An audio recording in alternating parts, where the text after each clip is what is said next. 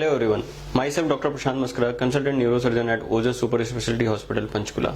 आज हम लोग एक बहुत ही महत्वपूर्ण टॉपिक के बारे में बात करेंगे, वह है history of fall in elderly population. यानी कि हमारी जो 65 साल से ऊपर की जो पॉपुलेशन है वो काफी संख्या में आते हैं ओपीडी में या इमरजेंसी में with the history of fall at home और वाइल डूइंग मॉर्निंग वॉक और इवनिंग वॉक।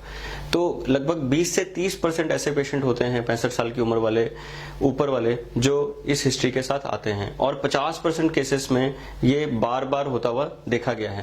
तो क्यों जानना जरूरी है history of fall in elderly patient? क्योंकि इनकी हड्डियां जो हैं वो ऑलरेडी वीक होती हैं, ऑस्टियोपोरोसिस की समस्या बनी होती है। तो जो ट्रिवियल फॉल भी होता है, जो मामूली चोट भी होती है, इसको ये सहन नहीं कर पाते और इनमें लॉन्ग बोन्स के साथ साथ स्पाइन के फ्रैक्चर की संभावना बढ़ जाती है। इसके साथ साथ इस उम्र की जो पॉपुलेशन है वो ऑलरेडी किसी न किसी कार्डियक प्रॉब्लम यानी कि हार्ट डिजीज या किसी अन्य समस्या के कारण ब्लड थिनर्स पे होते हैं। इकोस्प्रिन नाम की टैबलेट या क्लोपिड नाम की टैबलेट चल रही होती है जो कि आपके ब्लड को थिन करते हैं। तो आपकी मामूली चोट लगने के कारण भी चोट ज्यादा गंभीर हो सकती है। सिर में अगर चोट लगती है तो क्लॉट बनने की संभावना ज्यादा रहती है इस तरह के पेशेंट में।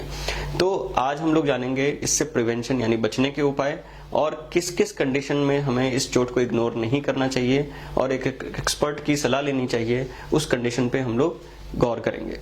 तो अगर सबसे पहले प्रिवेंशन की बात करें तो सबसे पहले अगर हमारे घर में इस तरह की पॉपुलेशन है, इस तरह के मरीज हैं जो 65 साल से ऊपर हैं, उनको कोई ना कोई बीमारी है जिसके कारण वो दवाइयां ले रहे हैं, तो दवाइयों की डोज, उनकी शेड्यूलिंग, उनकी कॉम्बिनेशन, कब किस दवा को लेना है वो क्लियर होना चाहिए। और आप अपने जो भी ट्रीटिंग फिजिशियन या एक्सपर्ट हैं उनसे आप इसके बारे में बात कर सकते हैं। उनकी आई साइट और उनकी जो हियरिंग की समस्या है, अगर इस तरह की कोई भी प्रॉब्लम है वो अप टू डेट होनी चाहिए ताकि उनके सुनने में और देखने में कोई समस्या ना आए।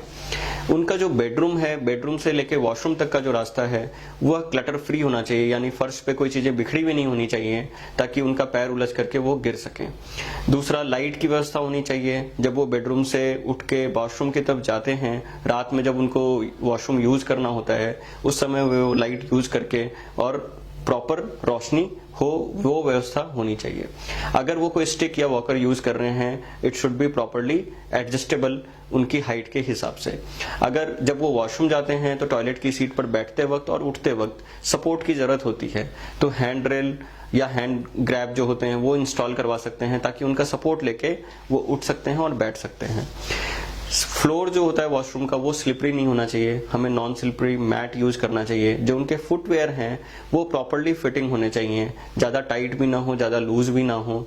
उनके पास एक छोटा कोई अलार्म सिस्टम होना चाहिए, अगर वो गिरते भी हैं तो सहायता के लिए वो किसी को अपनी हेल्प के लिए बुला सकते हैं।